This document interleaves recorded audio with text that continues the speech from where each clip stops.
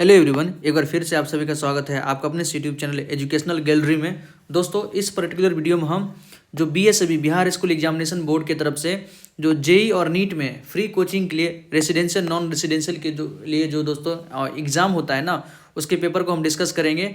इससे पहले हमने केमिस्ट्री के पेपर को अच्छे से डिस्कस कर दिया। दोस्तों, ये लास्ट ईयर का पेपर है, आप इसको अच्छे से देखिए। आप नेक्स्ट ईयर में अगर एग्जाम देना चाहते हैं तो आपके लिए ये रामबाण साबित होगा, क्योंकि मैक्सिमम क्वेश्चन तो पीवाईक्यू से आपको देखने को मिल जाएगा। यहाँ से आपको सिलेबस भी पता चलेगा दोस्तों कि क्वेश्चन पूछ कहाँ रहा है। ठीक है, अधिकतर क्वेश्चन आपको 9 से 10 से यहाँ दोनों से बहुत ज़्यादा क्वेश्चन मिलेगा, क्योंकि 11th के लिए टेस्ट हो रहा है। 11th में आपका एडमिशन होगा, चाहे आप जेई के लिए प्रिपरेशन करेंगे या नीट के लिए प्रिपरेशन करेंगे। ऑलराइट, तो आप यहीं पर गए हैं तो मैक्सिमम क्वेश्चन यहाँ से आपको पूछा जा रहा है। ठीक है, तो जितना बेहतरीन तरीके से आप अगर पीवाईक्यू देख के जाएंगे ना, आपको आइडिया उतना अच्छा बेहतर रहेगा।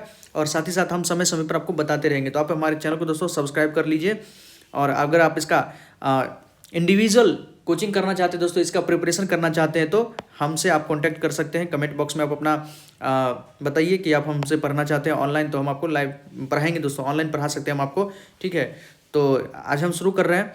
देखिए, आज हमारा बायोलॉजी का है, केमिस्ट्री का हम पहले कर चुके हैं, पूरा प्ले लिस्ट बना हुआ है। इसके बाद हम फिजिक्स वगैरह सबका भी, मेंटल एबिलिटी करेंगे, फिर मैथ का भी हम आपको पेपर को सॉल्व करा के आपको दिखा देंगे। ठीक है दोस्तों, तो आइए स्टार्ट करते हैं। ये आपके लिए बहुत अच्छा एग्जाम है दोस्तों। फ्री में आपको मतलब 2 साल अच्छा से पढ़ाया जाएगा। अच्छे कोच मतलब एजुकेटर रहेंगे, जो बड़े बड़े कोचिंग है, चाहे एलन हो, रेजोनेंस हो, आपका PW हो, बड़े बड़े कोचिंग बायजूस हो, आकाश हो, इन सब के जो एजुकेटर होते हैं वो सब यहाँ पर आपको पढ़ाएंगे। ठीक है, और आपको इवन स्कॉलरशिप भी दिया जाता है। तो अच्छा एग्जाम है, जरूर इसके आपको यहाँ पर पढ़ना चाहिए। और हो जाता है तो बेहतर है, नहीं होता है तो कोई बात नहीं। आप तो आपके पास तो दूसरा रिसोर्स तो है ही दोस्तों। ठीक है, तो नीट वालों के लिए, इसके बाद हम मैथ वालों के लिए भी करेंगे, क्योंकि फिजिक्स और सब फिजिक्स केमिस्ट्री और मेंटल एबिलिटी तो सबके लिए तो कॉमन ही होता है। ये है बायोलॉजी का पेपर। तो बायोलॉजी का पेपर आज देखिए दोस्तों, जो नीट वाले हैं उसका बाइलिंगुअल फॉर्म में है। तो हम इंग्लिश पढ़ते हैं, आप हिंदी भी यहाँ से देख सकते हैं। जिसको हिंदी में पढ़ना है तो आप हमें कॉन्टैक्ट कीजिए, हम हिंदी में उसको बता देंगे। क्वेश्चन देखिए दोस्तों, फर्स्ट है, एक तो पहले यहाँ से सिलेबस देख लीजिए दोस्तों, सिलेबस में क्या क्या क्वेश्चन पूछता है। ठीक है, सिलेबस जानना तो बहुत ज़्यादा जरूरी होता है। देखिए, सिलेबस हम आपको बता देते हैं। देखिए दोस्तों, अगर नीट वाले की बात करें तो टोटल 110 क्वेश्चन आपसे पूछेगा। नीट वाले को फिजिक्स पूछता है 1 से 30, फिर केमिस्ट्री ग्रुप बी में रहता है 31 से 55 क्वेश्चन केमिस्ट्री का रहेगा। ठीक है, बायोलॉजी का भी 50, 60, 90 क्वेश्चन बायोलॉजी का रहेगा। और ग्रुप डी में मेंटल एबिलिटी का क्वेश्चन भी 91 से 110, मतलब लगभग 19-20 क्वेश्चन यहाँ से रहता है। ऑलराइट, और बस यहाँ पर क्या होगा कि जो जेई वाला होगा उसका बायोलॉजी का स्थान पर मैथ हो जाएगा। नहीं तो तीनों चीज़ दोस्तों यहाँ पर कॉमन ही होता है सबके लिए। 4 नंबर, एक करेक्ट के लिए 4 दिया जाता है और इनकरेक्ट के लिए 1 मार्क आपका काट लिया जाता है। ठीक, तो इस प्रकार से आप प्रिपरेशन कर सकते हैं। आप हमारे चैनल से जुड़े रहिए, हम आपको 9-10 का कंटेंट अच्छे से प्रोवाइड कराते रहेंगे टाइम टू टाइम। आप इंडिविजुअली अगर आप इसका प्रिपरेशन करना चाहते हैं दोस्तों, तो आप हमसे जुड़ सकते हैं। ठीक है, आप हमें बताइए, हम आपसे अच्छे से आपको पूरा सिलेबस को कवर करवा देंगे। देखिए, फर्स्ट क्वेश्चन क्या है, which of the following statement are true. कौन सा स्टेटमेंट यहाँ पर ट्रू है। Sudden action in response to something in the environment is called reflex action. बिल्कुल सही बात है। कोई एक्शन होता है किसी रेस्पॉन्स में, मतलब इन्वायरमेंट में कोई चीज़ हुआ, उसके रेस्पॉन्स में हम कोई सडन एक्शन करते हैं, उसी को हम रिफ्लेक्स एक्शन कहते हैं। बिल्कुल सही बात है। जैसे मान लीजिए आप जा रहे थे किसी पॉइंटेड चीज़ से, नोकीले चीज़ से, आप नोकीले चीज़ पे आपका पैर पड़ जाता है। मान लीजिए कोई थॉर्न हो सकता है, कांटा हो सकता है, आपका पैर होता है, पैर क्या करता है, पीछे की तरफ भागता है। ठीक है, तो वो क्या हमारा रिफ्लेक्स एक्शन है। आप मतलब सडनली आपको पता नहीं कि सामने में जो टेबल रखा हुआ है उस पर जो ग्लास है वो गर्म है कि ठंडा है, आप जाते हैं उसको टच कर लेते हैं आप, लेकिन हो सकता है कि आपकी सिस्टर या कोई गर्म पानी वहाँ पर रखी होगी, तो आप अचानक से हाथ पीछे गिरते हैं। ये क्या रिफ्लेक्स एक्शन ही है। तो किसी स्टिमुलस, वही किसके अगेंस्ट, तो किसी स्टिमुलस के अगेंस्ट जो हमारा एक्शन होता है उसी को हम रिफ्लेक्स एक्शन कहते हैं। ये तो सही बात है।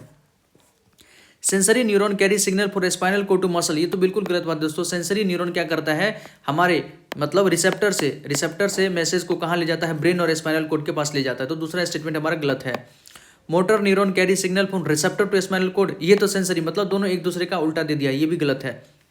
The path through which signals are transmitted from receptor to a muscle और a gland is called reflex arc. ये आर्क होगा दोस्तों। ये एनसीईआरटी में एक डायग्राम भी दिया हुआ है। मैक्सिमम क्वेश्चन आपको एनसीईआरटी से, केमिस्ट्री का दिखेगा ना, तो मैक्सिमम क्वेश्चन 10th से है, फिर 9th से है। बस 9, 10, 11, 12 का एक आध क्वेश्चन जो है टच किया हुआ है दोस्तों, एक आध वो भी है कि नहीं है, आप आराम से उसको देखिए, हमने उसको अच्छे से बताया हुआ है। तो ये भी 10th से ही है। 10th में जो चैप्टर है केमिकल कोऑर्डिनेशन, उसी से क्वेश्चन है दोस्तों। तो रिफ्लेक्स आर्क इसको कहते हैं कि सबसे पहले रिसेप्टर होता है, वो मैसेज को ले जाता है सेंसरी न्यूरॉन से जाता है स्पाइनल कॉर्ड के पास, स्पाइनल कॉर्ड से फिर वहाँ से मोटर न्यूरॉन, इंटर न्यूरॉन होता है, फिर मोटर न्यूरॉन होता है, मोटर न्यूरॉन फिर आपको मसल के पास जाके रिस्पॉन्स करवाता है। तो ये तो सही बात है, तो हमारा थर्ड ऑप्शन करेक्ट होगा, 1 और 4 सही है। नेक्स्ट देखिए, विच of the following statement about transmission of nerve impulse is incorrect, मतलब नर्व इम्पल्स का जो ट्रांसमिशन होता है उसके बारे में क्या गलत है वो आपको ढूंढना है। पहला है nerve impulse travel from dendritic and towards axonal and, मतलब गलत हमसे पूछा था, सही बात है। मान लीजिए ये हमारा नर्व है दोस्तों, ये मान लीजिए आपका इस प्रकार से क्यों न्यूरॉन है, ये आपका क्या होता है डेंड्राइट्स होता है, ये आपका डेंड्राइट्स है। देखिए दोस्तों ये आपका डेंड्राइट्स है, डेंड्राइट्स ऑलराइट। ये क्या होता है एक्सॉन होता है, ठीक है। यहाँ पर एक्सॉन टर्मिनल होता है, एक्सॉन टर्मिनल है जिसको हम साइनेप्टिक नॉब भी कहते हैं, एक्सोनल टर्मिनल, ये टर्मिनल होता है, ठीक। यहीं से फिर दूसरे न्यूरॉन का आपका डेंड्राइट्स एराइज होता है और ये उसका एक्सॉन हो गया। तो nerve impulse travel from dendritic and, obviously तो डेंड्रेटिक के एंड से एक्सोनल एंड की तरफ नर्व इम्पल्स जाता है, सही बात है। थर्ड देखिए, the chemicals release from the axonal and से केमिकल निकलता है जिसको हम क्या कहते हैं न्यूरो ट्रांसमीटर कहते हैं, of one neuron cross the synapse, दोनों के बीच में जो गैप होता है उसको हम साइनेप्स कहते हैं, and generate a similar electrical impulse in dendritic of another neuron, बिल्कुल सही बात है। यहाँ से केमिकल साइनेप्स निकलता है, ठीक है, केमिकल मैसेज निकलता है न्यूरो ट्रांसमीटर जो कि इस गैप से साइनेप्स से होते हुए इस डेंड्राइट को जाके एक्साइट करता है और यहाँ पर इलेक्ट्रिकल इंपल्स जनरेट करता है और इस प्रकार से फिर से डेंड्राइट से जो है मैसेज हमारा इलेक्ट्रिकल इंपल्स के फॉर्म में एक्सॉन से होते हुए फ्लो करता है। थर्ड स्टेटमेंट भी सही है। A neuron transmit electrical impulse not only to the another neuron but also to muscle and a gland, बिल्कुल सही बात है। न्यूरॉन जो है ना केवल दूसरे न्यूरॉन को इलेक्ट्रिकल इंपल्स ट्रांसफर करता है बल्कि मसल और ग्लैंड को भी इलेक्ट्रिकल फॉर्म में ही मैसेज ट्रांसफर करता है, ये भी सही बात है दोस्तों। लेकिन सेकंड देखिए, एट द डेंड्रेटिक एंड, जो हमारा डेंड्रेटिक एंड है मतलब यहाँ पे electrical impulse bring about the release of some chemicals, नहीं डेंड्रेटिक एंड पे नहीं, एक्सोनल एंड पे दोस्तों। एक्सोनल एंड पे क्या होता है जो इलेक्ट्रिकल इंपल्स आते रहता है, यहाँ से जो करंट आया था वो क्या करता है यहाँ पर कुछ केमिकल्स को रिलीज करवाता है जिसको न्यूरो ट्रांसमीटर कहते हैं। At the axonal and dendrite of another neuron, ये गलत बात है। ये यहाँ पर एक्सोन डेंड्राइट्स का एंड नहीं होता है, एक्सोनल का एंड है। एक्सोन के एंड पे कुछ केमिकल रिलीज होता है जो कि नियर बाय न्यूरॉन को मतलब अनदर न्यूरॉन के डेंड्राइट्स को जाके एक्साइट करता है, वो केमिकल जिसको हम न्यूरो ट्रांसमीटर कहते हैं। तो हमसे पूछा कौन सा स्टेटमेंट गलत है, तो सेकंड स्टेटमेंट हमारा गलत है। ऑलराइट, नेक्स्ट क्वेश्चन देखिए, ये क्वेश्चन है which is the correct direction of flow of electrical impulse, electrical impulse का डायग्राम क्या मतलब करेक्ट फ्लो क्या है। तो देख लीजिए ना आप आराम से, जैसे अभी हम पेज में बताए थे, मान लीजिए ये पहला न्यूरॉन है हमारा, ये दोस्तों हमारा पहला न्यूरॉन है, ये उसका डेंड्राइट्स था, ये उसका एक्सॉन हो गया। फिर एक्सॉन पे क्या होता है एक्सोनल टर्मिनल होता है, एक्सोनल टर्मिनल होता है, यहाँ से फिर दूसरा न्यूरॉन हमारा स्टार्ट हो जाता है। यहाँ पर एक्सोनल टर्मिनल है, एक्सॉन था, एक्सोनल एंड था। इलेक्ट्रिकल इंपल्स कैसे ट्रांसफर करता है, मान लीजिए यहाँ पर रिसेप्टर लगा होता है, यहाँ से इलेक्ट्रिकल इंपल्स आया और इस डेंड्राइट से होते हुए मतलब डेंड्राइट से साइटोन में गया, साइटोन से फिर क्या एक्सॉन में गया, एक्सॉन से क्या हो गया कि एक्सोनल एंड पे यहाँ पर न्यूरो ट्रांसमीटर रिलीज हुआ, इस साइनेप्स में न्यूरो ट्रांसमीटर गया, ये केमिकल क्या किया न्यूरो ट्रांसमीटर बगल वाले डेंड्राइट्स को एक्साइट करता है, मतलब उस वहाँ पर इलेक्ट्रिकल इंपल्स जनरेट करवाता है और फिर से मैसेज जो है डेंड्राइट से साइटोन से एक्सोनल एंड से एक्सॉन के थ्रू होते हुए एक्सोनल एंड पे जाता है और ये नियर बाय न्यूरॉन को फिर से ये एक्साइट करता है।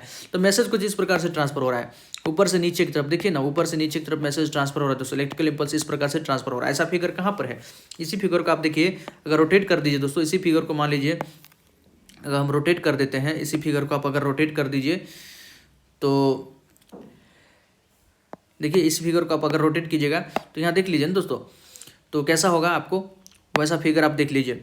इस थर्ड वाली फिगर पर देखिए सेम फिगर है, यहाँ पर डेंड्राइट्स हमारा एक डेंड्राइट सेल बॉडी है, यहाँ से मैसेज नीचे की तरफ गया, फिर यहाँ पर axonal and axonal neuro transmitter निकला, साइनेप्स में गया, साइनेप्स में नियर बाय न्यूरॉन को एक्साइट किया, यहाँ पर फिर इलेक्ट्रिकल इंपल्स जनरेट हुआ और यहाँ से चला गया। तो सेम जैसा हम यहाँ पर बनाए हैं, जैसा हम यहाँ पर बनाए हैं डायरेक्शन, सेम डायरेक्शन ऐसे ही है यहाँ पर, तो आंसर तो हमारा थर्ड हो जाएगा।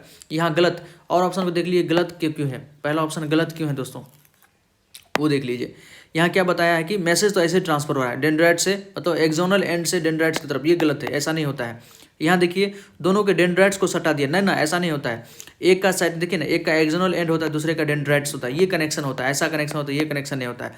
यहाँ क्या कर दिया, यहाँ तो मैसेज गया ठीक है यहाँ, लेकिन यहाँ देखिए इस दोनों एक्सोनल एंड को एक्सोनल एंड से जोड़ दिया, तो ये इनकरेक्ट है, इसलिए ये स्टेटमेंट हमारा गलत है। नेक्स्ट देखिए, in humans the life process are controlled and regulated by, humans में जो लाइफ प्रोसेस है जब प्रक्रम है वो किसके द्वारा नियंत्रण और नियमन होता है। तो आपने पढ़ा होगा जो हमारे पास कंट्रोल जो है सिस्टम कौन है, तो नर्वस और एंडोक्राइन सिस्टम। नर्वस में हमारा ब्रेन आता है, ठीक है, ब्रेन और स्पाइनल कॉर्ड आता है दोस्तों, नर्वस सिस्टम है हमारा। और एंडोक्राइन में आप जितना भी एंडोक्राइन ग्लैंड का नाम जानते हैं, पिट्यूटरी हो गया, थायराइड ग्लैंड हो गया, एड्रिनल ग्लैंड हो गया, आपका पैराथायराइड ग्लैंड हो गया है, हाइपोथैलेमस हो गया, ये सब क्या हमारा एंडोक्राइन सिस्टम का पार्ट है। तो यही दोनों जो हमको कंट्रोल करता है। नेक्स्ट देखिए, a basket of vegetables contains carrot, potato, radish and tomato, which of them represent the correct homologous structure. Homologous structure क्या होता है? जिसका ओरिजिन सेम हो। होमोलोगस स्ट्रक्चर क्या होता है दोस्तों? जिसका ओरिजिन सेम हो लेकिन फंक्शन हो सकता है कि डिफरेंस हो। ठीक है, ये वैसे तो क्लास 10th के टॉपिक में भी है, लेकिन सीबीएसई इसको हटा दिया, लेकिन बिहार बोर्ड में तो ये दिया हुआ है। ठीक है, तो होमोलोगस स्ट्रक्चर क्या होगा? रेडिश और कैरोट। रेडिश और कैरोट देखिए तो दोनों ओरिजिन वाइज अगर देखिए तो दोनों रूट है, दोनों ओरिजिन वाइज रूट होता है। ये भी मतलब जमीन के नीचे ही उगता है। रेडिश भी जमीन के नीचे, कैरोट भी जमीन के नीचे, दोनों रूट होता है। लेकिन वही पोटैटो देखिए जमीन के नीचे उगता है, लेकिन पोटैटो क्या है दोस्तों? पोटैटो स्टेम है। पोटैटो क्या होता है? स्टेम होता है। कैसे पहचानेंगे कि कोई चीज़ स्टेम है या कोई चीज़ रूट है? तो देखिए ना, जहाँ पर नोड और इंटरनोड पाया जाएगा उसको हम क्या कहेंगे? स्टेम। और जहाँ पर नोड और इंटरनोड नहीं पाया जाएगा उसको हम क्या कहते हैं? रूट करते हैं। रूट और स्टेम में यही डिफरेंस है कि स्टेम में नोड और इंटरनोड पाया जाता है और रूट में नोड इंटरनोड नहीं पाया जाता है। आप अगर पढ़ना चाहते हैं दोस्तों तो इसको हम अच्छे से एक्सप्लेन करके टॉपिक को बता देंगे, बट आपको कमेंट सेक्शन में लिखना होगा। आप पर्सनल पढ़ना चाहते तो वो भी आप हमसे कॉन्टैक्ट कर सकते हैं। नेक्स्ट देखिए, the break down of pyruvate to give carbon dioxide, water and energy. Carbon dioxide, water and energy, देखिए ये कब होता है? कार्बन डाइऑक्साइड भी रिलीज हो रहा है, वाटर भी रिलीज हो रहा है, एनर्जी भी हो रहा है, पायरुवेट का ब्रेक डाउन हो रहा है। तो ये तो वो आपको एरोबिक रेस्पिरेशन का पार्ट है। एरोबिक रेस्पिरेशन का पार्ट है दोस्तों। एरोबिक रेस्पिरेशन कहाँ होता है? माइट्रोकॉन्ड्रिया के अंदर होता है। ठीक है, माइट्रोकॉन्ड्रिया में आप देखे होंगे जो ग्लूकोज, सबसे पहले ग्लूकोज जो है C6H12O6 ये टूटता है किस में? पायरुवेट में। C3H4O3 ये पायरुवेट होता है। ठीक है, यही पायरुवेट फिर माइट्रोकॉन्ड्रिया के अंदर जाता है। पायरुवेट यहाँ से ग्लूकोज का मतलब ये ग्लाइकोलाइसिस साइकिल कहलाता है। ग्लाइकोलाइसिस सब में कॉमन होता है, सारे एनिमल में, मतलब साइटोप्लाज्म में ही ब्रेकडाउन होता है। और फिर ये जो पायरुवेट है इसका फर्दर ब्रेकडाउन होता है। जो अगर माइट्रोकॉन्ड्रियम हो रहा है तो एरोबिक रेस्पिरेशन होगा, वहाँ पर कार्बन डाइऑक्साइड निकलता है, वाटर निकलता है, एनर्जी निकलता है। वही अगर ईस्ट के अंदर हो जाता है दोस्तों तो एनएरोबिक रेस्पिरेशन हो जाता है। एनएरोबिक रेस्पिरेशन में क्या बनता है? इथेनॉल बनता है। एनएरोबिक रेस्पिरेशन में इथेनॉल बनता है। वही अगर हम बात करें हमारे अगर मसल सेल में हो जाता तो वहाँ पर लैक्टिक एसिड बन जाता था। लैक्टिक एसिड ये भी आप जानते हैं रेस्पिरेशन का जो टॉपिक है क्लास 10th के टॉपिक में दिया हुआ है, तो क्लास 10th से ही क्वेश्चन लिया गया है। नेक्स्ट है which is the main thinking part of the brain. बहुत आसान है, हमारा ब्रेन का 3 पार्ट होता है, फोर ब्रेन, मिड ब्रेन और हाइंड ब्रेन। तो मेन थिंकिंग पार्ट हमारा कौन होता है? फोर ब्रेन होता है। मिड ब्रेन क्या है? दोनों का कनेक्शन बनाता है। और हाइंड ब्रेन क्या होता है? हमारा जो इन कह सकते हैं कि इनवॉलेंट्री कंट्रोल को रेगुलेट करता है। हाइंड ब्रेन के अंदर 3 पार्ट होता है, पॉन्स होता है, सेरेबेलम होता है, और यहाँ क्या होता है? मेडुला होता है, मेडुला ओब्लंगटा होता है। ठीक है, तो हैंड ब्रेन का 3 पार्ट होता है। इनवॉलेंट्री एक्शन को यूजुअली कंट्रोल करता है। फोर ब्रेन हमारा वॉलेंट्री एक्शन को कंट्रोल करता है। और थिंकिंग पार्ट हमारा यही है, जितना भी हम सोचते हैं, समझते हैं, सीखते हैं सब दोस्तों हमारा फोर ब्रेन मतलब सेरिब्रम में भी वो भी होता है। ठीक, तो फोर ब्रेन। नेक्स्ट देखिए, विच of the following is a plant hormone. इसमें से कौन है जो एक प्लांट हार्मोन है, मतलब पादप हार्मोन कौन है? तो इंसुलिन। आप जानते हैं इंसुलिन हम लोग में पाया जाता है, ह्यूमन में पाया जाता है। इंसुलिन की कमी के कारण डायबिटीज हो जाता है। ठीक है, पेनक्रियास से इंसुलिन रिलीज होता है, अल्फा पर ग्लूकागोन, बीटा पर इंसुलिन। ठीक है, जो पेनक्रियास का सेल होता है अल्फा सेल और बीटा सेल, तो अल्फा ग्लूकागोन को रिलीज करता है, ग्लूकागोन जो कि ब्लड में ग्लूकोज लेवल को बढ़ाता है, और इंसुलिन ब्लड में ग्लूकोज लेवल को कम कराता है। दोनों ग्लूकागोन और इंसुलिन आपस में क्या है? एंटागोनिस्टिक इसको बोलते हैं। क्या बोलते हैं? एंटागोनिस्टिक। ये भी क्वेश्चन पूछा जा चुका है।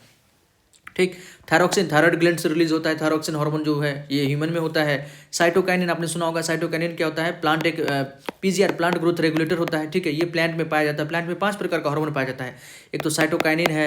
ठीक है, एक क्या होता है? ऑक्सिन होता है, जिब्रेलिन होता है, एब्सिसिक एसिड होता है, और इथाइलिन होता है। C2H4 इथाइलिन होता है दोस्तों, जिसको तो ये फ्रूट रैपनिंग में हेल्प करता है। एब्सिसिक एसिड ग्रोथ को कम कर देता है। जिब्रेलिन जर्मिनेशन स्टार्ट करवाता है। ऑक्सिन स्टेम के ग्रोथ को बहुत जल्दी करवाता है। साइटोकाइनिन सेल डिवीजन करवाता है। तो सारा 10th का टॉपिक है, अच्छे से बताएंगे दोस्तों। अगर आप पढ़ना चाहते हैं तो पर्सनली हमसे जुड़ सकते हैं।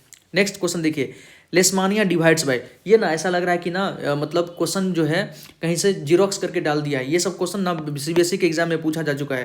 तो लेस्मानिया जो है, एक तो देखिए बाइनरी फिजन 2 प्रकार का होता है। एक तो लॉन्गिट्यूडनल बाइनरी फिजन, एक होता है आपका ट्रांसवर्स बाइनरी फिजन। तो जो लेस्मानिया होता है वो लॉन्गिट्यूड बाइनरी फिजन का एग्जाम्पल होता है। तो सिंपल यहाँ पर बाइनरी फिजन ही लिखा है, तो बाइनरी फिजन तो करेक्ट आंसर तो हमारा है ही।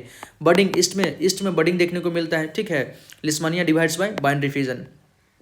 नेक्स्ट देखिए, exchange of genetic material takes place during, मतलब अनुवांशिक पदार्थ का विनिमय कब होता है? जो हमारा अनुवांशिक पदार्थ मतलब जो जेनेटिक मटेरियल होता है उसका एक्सचेंज कब होता है? तो सेक्सुअल रिप्रोडक्शन में ही उसका क्या होता है? तो एक प्रकार से ट्रांसफर होता है। मदर और फादर, आप जानते हैं ना, स्पर्म जो होता है फादर क्या बनाएगा, स्पर्म बनाएगा, और फीमेल क्या बनाती है, ओवम बनाती है। ठीक है, इसमें फादर का मतलब जेनेटिक मटेरियल होता है, इसमें मदर का जेनेटिक मटेरियल होता है। दोनों जब फर्टिलाइज करता है तो बच्चों में जो जायगोट बनता है, जायगोट जो बनता है दोस्तों, उसमें दोनों का जेनेटिक मटेरियल होता है, और बच्चों में इसलिए ना दोनों का गुण होता है। तो ये कब पॉसिबल है, फर्टिलाइजेशन कहाँ होता है, सेक्सुअल रिप्रोडक्शन में फर्टिलाइजेशन होता है। तो सेक्सुअल रिप्रोडक्शन, वेजिटेटिव रिप्रोडक्शन और ए सेक्सुअल रिप्रोडक्शन, बर्डिंग, ये सब तो क्या है, एक प्रकार से ए सेक्सुअल रिप्रोडक्शन का ही टाइप है। और यहाँ पर तो जीरोक्स कॉपी होता है दोस्तों, यहाँ कोई जेनेटिक मटेरियल का एक्सचेंज नहीं होता है, एज इट इज बॉडी के किसी पार्ट से हो गया। जैसे वेजिटेटिव प्रोपेगेशन आपको रूट से, स्टेम से, लीफ से कर सकते हैं, एज इट इज सेम जो जेनोटाइप वहाँ पर था वही जीनोटाइप यहाँ भी होता है। एसेक्सुअल रिप्रोडक्शन का ही एक टाइप है वेजिटेटिव रिप्रोडक्शन, और जो आपका बर्डिंग तो अपने आप में एसेक्सुअल रिप्रोडक्शन ही है, यहाँ पर जेनेटिक मटेरियल का ट्रांसफर नहीं होता है। नेक्स्ट देखिए, select the group which share maximum number of common character, मतलब वह ग्रुप को शेयर करना है जो ज़्यादा कॉमन कैरेक्टर को शेयर करे। ये आपको डाइवर्सिटी चैप्टर क्लास 9th में है, वहाँ से इस टॉपिक को लिया गया है। तो देखिए, two individual of a same species, species same होगा, जैसे ह्यूमन अपने आप में एक स्पीसीज है, हम लोग अपने आप में क्या एक स्पीसीज है, आप और कोई और आपका जो पड़ोसी होगा दोस्तों, उसी में बहुत ज़्यादा जो कैरेक्टर होगा वो क्या होगा, कॉमन कैरेक्टर होगा। जीनस में नहीं, फैमिलीज में नहीं, और ये two gender of a family ये भी नहीं। सबसे ज़्यादा जो सिमिलरिटीज होगा आपका स्पीसीज में, two individual of a species, भालू में ज़्यादा सिमिलरिटी होगा एज कम्पेयर टू भालू का हाथी के साथ। स्पीसीज सेम होगा मतलब कैरेक्टर ज़्यादा सेम होगा। तो ये डाइवर्सिटी क्लास 9 से टॉपिक लिया गया है। Which part of alimentary canal receive bile from the liver, class 10th का टॉपिक है न्यूट्रिशन का, कि एलिमेंट्री कैनाल का कौन सा पार्ट है जो लीवर से बाइल को रिसीव करता है। तो जो लीवर से जो बाइल आता है हेपेटिक डक्ट के थ्रू होता है दोस्तों।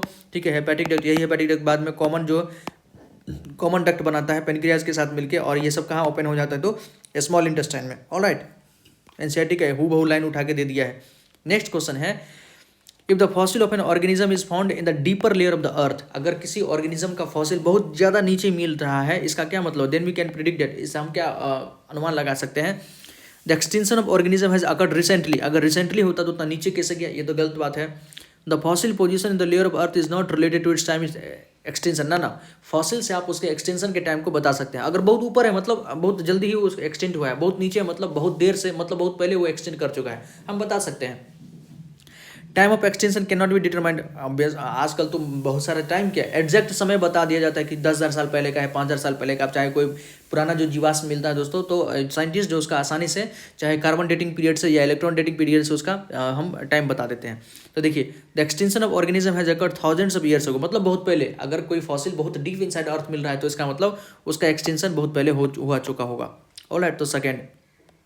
थर्ड देखिए, the most rapidly dwindling natural resource in the world, मतलब वह कौन सा संसाधन है, प्राकृतिक संसाधन है, जल्दी मतलब बहुत तेजी से समय के साथ घट रहा है। तो फॉरेस्ट, वाटर, देखिए दोस्तों, वाटर तो हमारे पास प्रचुर मात्रा में, क्योंकि बारिश जो है प्रत्येक साल होती ही है। आपको देखते हैं कि बारिश से तबाही भी हो जाती है, विंड का कोई कमी नहीं है। फॉरेस्ट देखिए, फॉरेस्ट एक बार लगा हुआ है जहाँ दोस्तों, एक बार उसको काट देना तो दोबारा से उसको लगने में लगभग वैसा फॉरेस्ट लगने में 50 साल लग जाता है। तो ये बहुत तेजी से अगर आप इसको फॉरेस्ट को काट रहे हैं ना, इन दिनों जैसे अर्बनाइजेशन हुआ है, गाँव समय देखिएगा कि खेत तक, जो मान लीजिए पहले यहाँ पर मोहल्ला होता था और बीच में यहाँ पर खेत होता था, फिर से मोहल्ला स्टार्ट होता था, अब यही जो है घर है इस खेत तक पहुँच चुका है दोस्तों। अर्बनाइजेशन होने के कारण मतलब परिवार बढ़ा है, तो बहुत ज़्यादा के लोग जंगल काट काट के घर बनाए हैं, तो फॉरेस्ट जो है हमारा बड़े पैमाने पर घट रहा है दोस्तों। तो सेकेंड ऑप्शन, ये भी क्लास 10th का टॉपिक है। नेक्स्ट है, the important message conveyed by the Chipko movement, जो चिपको मूवमेंट हुआ था उसका जो सबसे इंपॉर्टेंट मैसेज क्या था, तो to involve the community in forest conservation effort, जो भी समुदाय है ना उसको वन संरक्षण के प्रयासों में शामिल करना है। समुदाय को मतलब जो भी लोग हैं उसको वन के संरक्षण, फॉरेस्ट के कंजर्वेशन में हेल्प करना। इन दिनों जो आप देख रहे हैं दोस्तों फॉरेस्ट फायर, जैसे अमेरिका में जो फॉरेस्ट फायर, कैलिफोर्निया में फॉरेस्ट फायर हुआ, कहा जा रहा है कि इतना ज़्यादा नुकसान हो चुका है जितना बिहार और उत्तर प्रदेश का अगर कलेक्टिवली हम बजट को इन्वॉल्व कर दे दोस्तों, इससे ज़्यादा वहाँ का नुकसान हो चुका है। तो ऐसा क्यों हुआ है, फॉरेस्ट फायर क्यों हुआ है?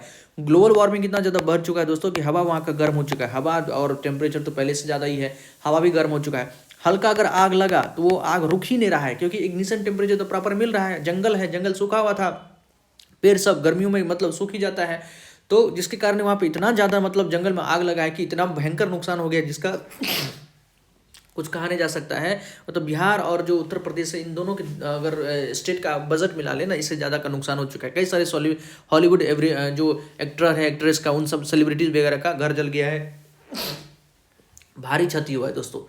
तो ये सब ग्लोबल वार्मिंग के कारण हुआ है, मतलब जंगलों को काटे हैं इसी कारण से। तो चिपको मूवमेंट में यही प्रयास किया गया था कि जो कम्युनिटी है, जो समुदाय है, जो लोग हैं, उनको फॉरेस्ट के कंजर्वेशन में इन्वॉल्व करना। नेक्स्ट देखिए, which disease is not transmitted by mosquito, मतलब कौन सी बीमारी मच्छर द्वारा नहीं फैलता है। डेंगू आप जानते हैं एडिस एजिप्टी मॉस्किटो के कारण फैलता है। मलेरिया आप जानते हैं कि प्लाज्मोडियम जो होता है पैरासाइट उसके कारण फैलता है और मच्छर ही इसको कैरी करता है। ब्रेन फीवर ऑफ एंसेफ्लाइटिस जैसे मेनिंजाइटिस वगैरह सब, ये सब जो है मस्तिष्क का जो ज्वार होता है, बुखार होता है, ये सब तो मच्छर के काटने से फैलता है। निमोनिया ये क्या है आपका मतलब छींक दीजिएगा दोस्तों, एक दूसरे को अगर सामने छींक दे, किसी को पहले से निमोनिया है और कोई सामने वाले से जाके छींक दिया तो एयर के थ्रू आराम से एयर ट्रांसफर हो जाता है। तो निमोनिया मच्छर के काटने से नहीं होता है। फोर्थ ऑप्शन करेक्ट है। देखिए, characters transmitted from parents to offspring are present in, जनकों से संतति में, मतलब जनकों से संतति में पेरेंट्स है जो ऑफस्प्रिंग में जो कैरेक्टर ट्रांसफर होता है वो कहाँ पर रहता है, तो जीन में होता है। हम जानते हैं जीन जो होता है ना, ये क्या डीएनए का ही पार्ट है, part of gene, genes are the part of segment of DNA, DNA का ही सेगमेंट होता है जिसके पास इंफॉर्मेशन होता है कि मतलब बच्चे का जो आँख का कलर है, नाक का साइज है, उसका हाइट क्या होगा, उसका कलर क्या होगा, ये सारा जो इन्फॉर्मेशन कहाँ होता है, जीन के पास होता है। जो जीन बच्चों मतलब कहाँ से, अपने पेरेंट्स से ही लाता है, स्पर्म और ओवम में रहता है। In flower the parts that produce male and female gamete, देखिए फ्लावर के अंदर कौन सा पार्ट है जो मेल और फीमेल गैमेट प्रोड्यूस करता है। फ्लावर का जो फ्लावर एक रिप्रोडक्टिव पार्ट है दोस्तों, फ्लावर क्या है, रिप्रोडक्टिव पार्ट है। 4 पार्ट होता है, सेपल होता है, ठीक है, sepal petal स्टेमन carpel, sepal petal स्टेमन और कार्पेल होता है, ठीक है, सेपल पेटल स्टेमन कार्पेल। इसी को हम क्या कहते हैं, कैलिक्स कहते हैं, कोरोला कहते हैं और एंड्रोसियम कहते हैं और गाइनोसियम कहते हैं, ठीक है। कार्पेल को हम और क्या कहते हैं, तो पिस्टिल भी कहते हैं दोस्तों, पिस्टिल भी कहते हैं। तो ये जो सेपल पेटल होता है ना, ये क्या होता है, वेजिटेटिव पार्ट है, मतलब ये फेल ऑफ हो जाता है। इस सेपल का क्या काम है कि बर्ड स्टेज में ये ग्रीन होता है दोस्तों, कि कोई अगर फ्लावर बर्ड स्टेज में है मतलब कली के रूप में है तो उसको प्रोटेक्ट करना सेपल का काम होता है। पेटल क्या है, पंखुड़ी होता है, ये पेटल, जैसे गुलाब का जो पंखुड़ी देखते हैं वो क्या है, पेटल है, ठीक है। पेटल का क्या काम है, तो इंसेक्ट को अट्रैक्ट करना ताकि पोलिनेशन करवा सके। जो स्टेमन होता है ना, स्टेमन 2 पार्ट का मिलकर बना होता है, तो फिलामेंट होता है वहाँ पर और दूसरा होता है एंथर। तो एंथर के नीचे ही क्या होता है, एंथर के अंदर ही होता है पॉलन सेल। एंथर के अंदर क्या होता है दोस्तों, पॉलन ग्रेन। पॉलन ग्रेन को हम क्या कहते हैं, मेल सेक्स सेल कहते हैं, मेल सेक्स सेल कहते हैं। प्लांट के अंदर जो मेल सेक्स सेल होता है वो कौन होता है, हमारा पॉलन ग्रेन ही होता है। कहाँ पर होता है, तो एंथर में। एंथर कहाँ है, एंथर फिलामेंट एक पार्ट है किसका, स्टेमन का, तो स्टेमन हो गया। दूसरा बात कार्पेल, कार्पेल का भी दोस्तों 3 पार्ट होता है, स्टाइल होता है, स्टिग्मा स्टाइल कार्पेल, स्टाइल होता है और स्टिग्मा होता है, स्टिग्मा स्टाइल और ओवेरी होता है, स्टिग्मा स्टाइल और ओवेरी होता है, ठीक है। ओवेरी के अंदर ही होता है ओव्यूल, ओव्यूल क्या हमारा फीमेल सेक्स सेल है, ठीक है। तो ये हमारा फीमेल पार्ट मतलब फीमेल रिप्रोडक्टिव पार्ट है, तो ये कहाँ पर होता है, तो स्टाइल में होता है। तो स्टेमन और स्टाइल, स्टेमन और स्टाइल, ठीक है दोस्तों। स्टेमन एंथर तो एक ही चीज़ है, देखिए ये जो है ऑप्शन को अगर देखें तो स्टेमन और एंथर एक ही चीज़ है, मतलब एंथर जो है स्टेमन के अंदर ही होता है, ये तो हो नहीं सकता है, फीमेल पार्ट तो है ही नहीं एंथर हमारा। फिलामेंट और स्टिग्मा, फिलामेंट अभी बताए थे मेल पार्ट तो होता है लेकिन ये स्टेमन होना चाहिए, फिलामेंट तो एकदम डंटा, ये है फिलामेंट हमारा, यहाँ पर होता है हमारा एंथर, इसके अंदर पॉलन ग्रेन होता है। ये सबको कलेक्टिवली हम क्या कहते हैं, स्टेमन कहते हैं। ये गलत हो गया, एंथर एंड ओवेरी, एंथर भी नहीं हो गया हमारा, स्टेमन और स्टाइल होगा, ठीक है। Next, the ability of a cell to divide into several cell during reproduction in plasmodium is called, plasmodium के अंदर दोस्तों मल्टीपल फिजन होता है। ये लास्ट ईयर ही 2024 में ये क्वेश्चन, मतलब 2024 में जो बिहार सीबीएसई का एग्जाम हुआ था उसके बोर्ड में ये क्वेश्चन था कि प्लाज्मोडियम के अंदर किस प्रकार से रिप्रोडक्शन दिखता है, तो मल्टीपल फिजन क्या दिखता है, तो मल्टीपल फिजन के थ्रू उसमें रिप्रोडक्शन होता है। लिस्मानिया के बारे में पूछा था, लॉन्गिट्यूडनल, और प्लाज्मोडियम के बारे में भी पूछा था।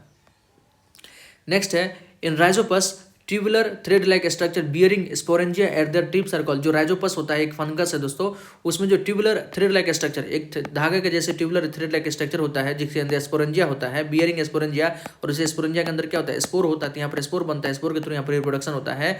टिप्स को क्या कहते हैं, उसको हाइपे कहते हैं दोस्तों, इसको क्या कहते हैं हम, हाइपे कहते हैं, ठीक है। राइजोइड्स रूट लाइक स्ट्रक्चर होता है। Which among the following scales, scales आप जानते हैं ना, मछली को कभी देखे हो दोस्तों, मछली को जो होता है, मछली में देखिएगा कि इस प्रकार से ऐसे मछली में, सांप में, ये सब क्या होता है, उसी में होता है स्केल दोस्तों। तो किसके पास स्केल है, तो आपका एक तो मछली में तो होता ही है, ठीक है। रेप्टाइल्स में, सांप में भी देखे होंगे, सांप में भी स्केल होता है। मेढक को कभी छू ना, मेढक का स्किन बहुत सॉफ्ट होता है, स्लाइमी होता है, मतलब फिसल जाएगा, मेढक में नहीं होता है। मेमल्स में, आप में है क्या, आप मेमल्स है, हम मेमल्स है, आप में है क्या स्केल, नहीं है, ठीक है। स्केल क्या होता है, मतलब खुरदरा स्किन होता है, उसी को हम स्केल कहते हैं। तो पाइसेस में होता है और रेप्टाइल्स में होता है, तो 2 और 3 ऑप्शन करेक्ट है। नेक्स्ट देखिए, the function of the pancreatic juice from the following, pancreas से कई सारा जूस निकलता है तो उसका क्या काम है, trypsin digest protein and lipase carbohydrate, trypsin जो है प्रोटीन को डाइजेस्ट करता है और लाइपेज जो है कार्बोहाइड्रेट को लाइपेज डाइजेस्ट नहीं करता है दोस्तों, ठीक है। लाइपोज जो है आपका फैट को डाइजेस्ट करता है, इमल्सिफाइड फैट को डाइजेस्ट करता है। ट्रिप्सिन डाइजेस्ट इमल्सी, नहीं, ट्रिप्सिन तो प्रोटीन को डाइजेस्ट करता है, ये ऑप्शन गलत है। Trypsin and lipase digest fat, ना, ट्रिप्सिन प्रोटीन को डाइजेस्ट करता है, ये ऑप्शन सही है। Trypsin digest protein and lipase emulsified fat, ठीक है। तो फोर्थ ऑप्शन हमारा करेक्ट है। ट्रिप्सिन जो है प्रोटीन को डाइजेस्ट करता है और लाइपेज जो है इमल्सिफाइड फैट को डाइजेस्ट करता है। नेक्स्ट देखिए, which is the correct sequence of air passage during inhalation. अगर आप क्वेश्चन को ध्यान से देखोगे तो मैक्सिमम क्वेश्चन 10th से ही पूछा गया, और 10th में कोई भारी भारी नहीं पूछ दिया। आप एनसीईआरटी अगर रेगुलर फॉलो करते हैं या कोई भी बुक फॉलो करते हैं, सारा कंटेंट वहाँ पर दिया रहता है। तो आप अच्छे से चाहे तो इसको तैयारी कर सकते हैं, खुद घर बैठे भी कर सकते हैं। लेकिन आप अगर आप अकेले नहीं कर पा रहे तो प्लीज़ हमसे जुड़िए, हम आपको सिस्टमेटिक तरीके से डेली आपका क्लास लेके दोस्तों अच्छे से सारा टॉपिक जो है कवर करवा देंगे। फिजिक्स हो, केमिस्ट्री हो, बायोलॉजी हो, जेई का प्रिपरेशन करना चाहते हैं या नीट का प्रिपरेशन करना चाहते हैं दोस्तों, सब करवा देंगे, ठीक है। क्योंकि 10th तक का ही सिलेबस पूछा जा रहा है। 9th का सिलेबस को अच्छे से पढ़ लीजिए, आप मोर देन सफिशिएंट बेहतर कर पाइएगा। एयर का पैसेज का जो इनहेलेशन के टाइम में हमको पूरा सीक्वेंस पूछ रहा है। देखिए दोस्तों, तो सबसे पहले नॉस्ट्रिल जो नथुनी होता है, तो नॉस्ट्रिल से हवा जाता है फेरिंग्स में, फेरिंग्स से जाता है लेरिंग्स, और लेरिंग्स से ट्रेकिया में, ट्रेकिया से एल्विलाई। मेनली जो गैसेस एक्सचेंज होता है हमारा कहाँ पर होता है, तो एल्विलाई में होता है। गैसेस एक्सचेंज कहाँ होता है, तो आपका एल्विलाई में ही होता है। ऑलराइट, तो ये ऑप्शन सही है, करेक्ट है। 78 का 4। नेक्स्ट क्वेश्चन देखिए, during respiration exchange of gases takes place in. Respiration के समय गैसेज एक्सचेंज कहाँ होता है, अभी बताएं एल्विलाई ऑफ लंग्स। लंग्स का जो एल्विलाई होता है गैसेज एक्सचेंज यहीं होता है। मतलब यहाँ से हम O2 लेके ब्लड में डाल देते हैं, हीमोग्लोबिन उसको लेके चला जाता है, और जो CO2 रहता है CO2 को यहाँ पर हम डाल देते हैं, और ये फिर हमारा नॉस्ट्रिल मतलब वही पूरा जो पैसेज है वहाँ से बाहर निकल जाता है। तो गैसेज एक्सचेंज होता है हमारा एल्विलाई में। नेक्स्ट है, which of the following prevents backflow of blood inside the heart during contraction. मतलब जब हार्ट हमारा कॉन्ट्रैक्ट करेगा, मान लीजिए हार्ट का आपका 4 चैम्बर है, आप जानते हैं कि हार्ट में 4 चैम्बर होता है, ठीक है।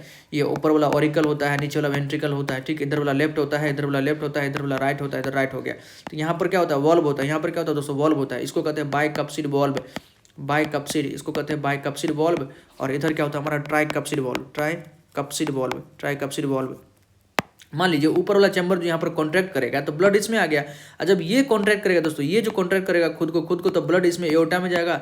तो हो सकता है कि अगर ये नहीं होता, जैसे ये था यहाँ से तो ब्लड नीचे आ गया, अगर यहाँ वॉल्व नहीं होता तो ये ब्लड ऊपर भी जा सकता था, बैक फ्लो हो सकता था। इसको कौन बचाता है, तो वॉल्स अब इन द हार्ट, इसी को बाइकप्सिड वॉल्व और ट्राइकप्सिड वॉल्व कहते हैं। सिमिलरली यहाँ ये जब खुद को कॉन्ट्रैक्ट करता है तो ब्लड तो इधर तो जाना ही चाहिए, लेकिन अगर ये वॉल्व नहीं होता, वॉल्व है इसलिए ना, मतलब वॉल्व क्या होता है, बंद हो जाता है, जो ऊपर ब्लड को नहीं जाने देता है, प्रिवेंट करता है, बैक फ्लो को प्रिवेंट करता है।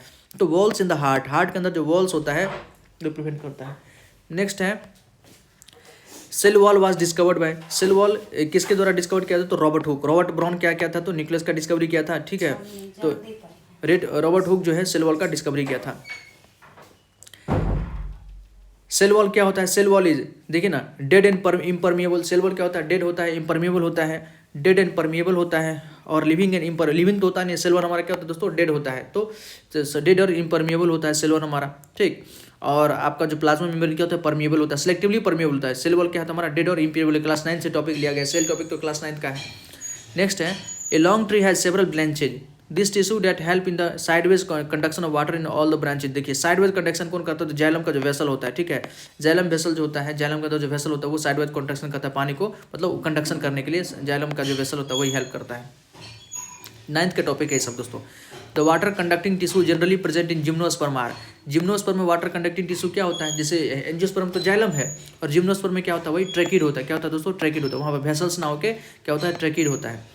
नेक्स्ट है, cork cell are made impervious to water and gases by the presence of. Cork cell जो है इम्परवियस होता है, मतलब उसमें वाटर और गैसेज भी नहीं पास कर सकता है। उसका किसका डिपोजिशन होता है, तो सुबेरिन का, किसका, सुबेरिन का डिपोजिशन होता है। सुबेरिन एक मतलब कार्बोहाइड्रेट लाइक सब्सटेंस है जिसका डिपोजिशन होता है, इतना हार्ड होता है कि वहाँ से मतलब वाटर और गैस भी पास नहीं कर सकता है। नेक्स्ट है, the autotrophic nutrition requires. Autotrophic nutrition के लिए क्या क्या चाहिए प्लांट में, आप जानते हैं ग्रीन प्लांट जो है ऑटोट्रॉपिक न्यूट्रिशन अपना फूड बनाता है, तो कार्बन डाइऑक्साइड चाहिए, वाटर चाहिए, सनलाइट चाहिए, क्लोरोफिल चाहिए, सब चाहिए, all of this autotrophic nutrition require all of this.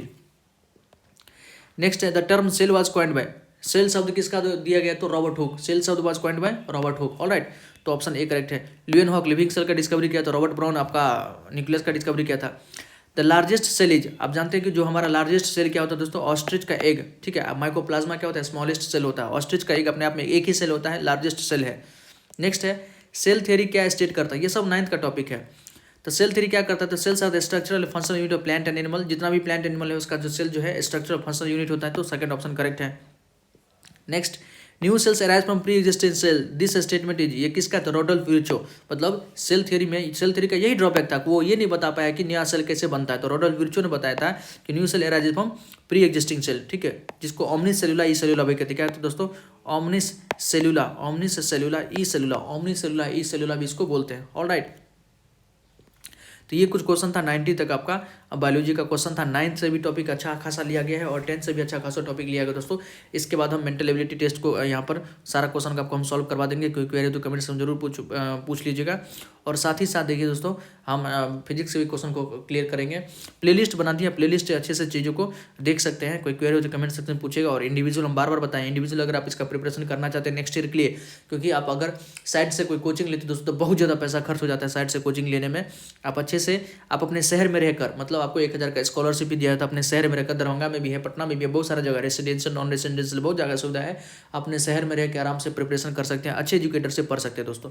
All right, तो प्लीज़ है कि तैयारी कीजिए, कोई क्वेरी हो तो कमेंट सेक्शन में हेल्प ले सकते हैं हमारा, आप हमसे पूछिए, हमें चैनल को सब्सक्राइब कीजिए, अपने दोस्तों को भी शेयर कीजिए। थैंक यू, जय हिंद।